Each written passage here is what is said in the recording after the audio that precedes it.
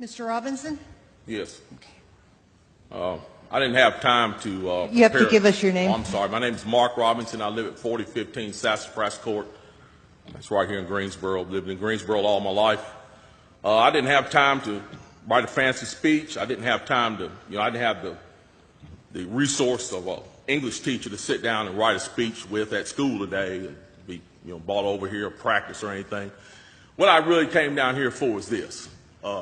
I've heard a whole lot of people in here talking tonight about this group and that group and domestic violence and blacks, these minorities and that minority. What I want to know is, when are you all going to start standing up for the majority? And here's who the majority is. I'm the majority. I'm a law-abiding citizen who's never shot anybody, never committed a serious crime, never committed a felony. I've never done anything like that. But it seems like every time we have one of these shootings, nobody wants to put the blame where it goes, which is at the shooter's feet. You want to put it at my feet. You want to turn around and restrict my right, constitutional right that's spelled out in black and white. You want to restrict my right to buy a firearm and protect myself from some of the very people you're talking about in here tonight. It's ridiculous. I don't think Rod Serling could come up with a better script. It does not make any sense. The law-abiding citizens of this community and many communities around this country, we're the first ones taxed and the last ones considered and the first ones punished when things like this happens, because our rights are the ones that are being taken away.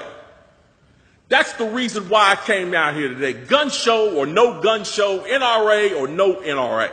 I'm here to stand up for the law-abiding citizens of this community, because I'm going to tell you that what's going to happen. You can take the guns away from us all you want to. You all write a law, I follow the law, I'll bring my guns down here, I'll turn them in. But here's what's going to happen. The Crips and the Bloods on the other side of town, they're not going to turn their guns in. They're going to hold on to them. And what's going to happen when you have to send the police down there to go take them? The police can barely enforce the law as it is. As what I see, we demonize the police, criminalize and vilify the police, and we make the criminals into victims. And we're talking about restricting guns? How are you going to do that? How are you going to do that when the police department's already hamstrung? You're not going to be able to go down here and take these guns from these criminals. So the criminals are going to hold on to their guns. They're still going to have them. They're still going to break in my house, and they're still going to shoot me with them. And guess who's going to be the one that suffers? It's going to be me. Well, I'm here to tell you tonight, it is not going to happen without a fight. And when I say fight, I don't mean shots fired. I don't mean fists thrown.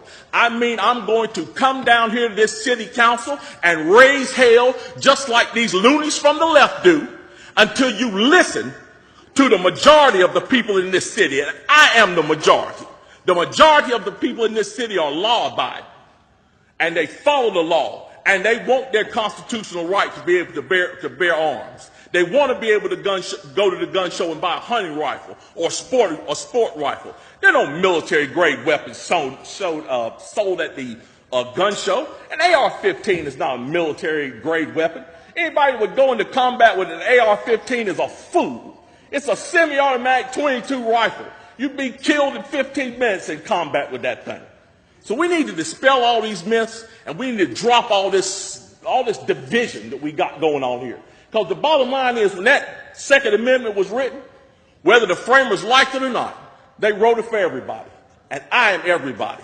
And the law-abiding citizens of this city are everybody. And we want our rights, and we want to keep our rights. And by God, we're going to keep them, come hell or high water.